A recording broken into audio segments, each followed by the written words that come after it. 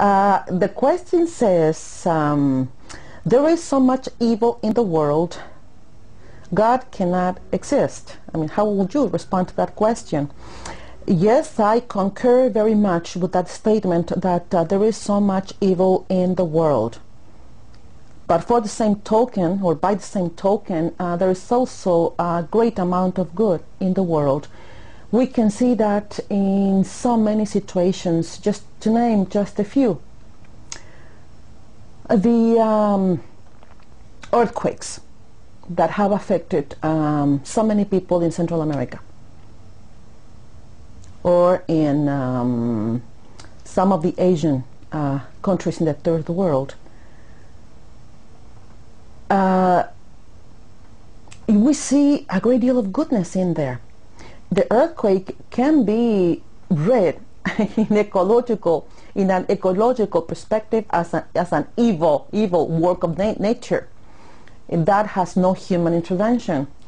But that event allows us to see that yes, there is also a great amount of solidarity, a great amount of support, a great amount of it shows the deepest of the human. I mean what the human can do, and what the human can give of itself, or himself or herself.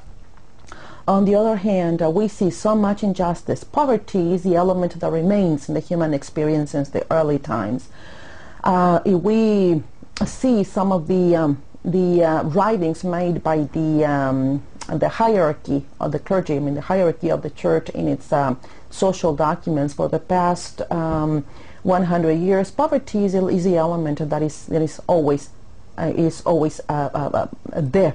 It has been named as an evil. So poverty, yes, poverty is a result of human actions. Poverty is a result of human choices. Poverty is a result of the way in which society is structured. It has a systemic explanation, systemic roots. Yes, there is so much evil in the world, but at the same time, in spite of so much evil, what we find in there is that goodness is always present. Goodness is always there among the poor, among those who suffer from poverty, among those who are the victims of injustice, those who are today fighting for a more just world. So what I can say is that people who commit themselves to changing that situation, to transform the conditions that allow poverty and injustice to continue, there is where we see the presence of God. And to me, evil is pervasive in injustice, in poverty, in the social and the political and economic and cultural causes of injustice. But at the same time, what I see is that we, on the basis of religion, on the basis of religious belief, on the basis of our reliance on this supreme being, creator, giver of life, we see that what is more important is to commit oneself,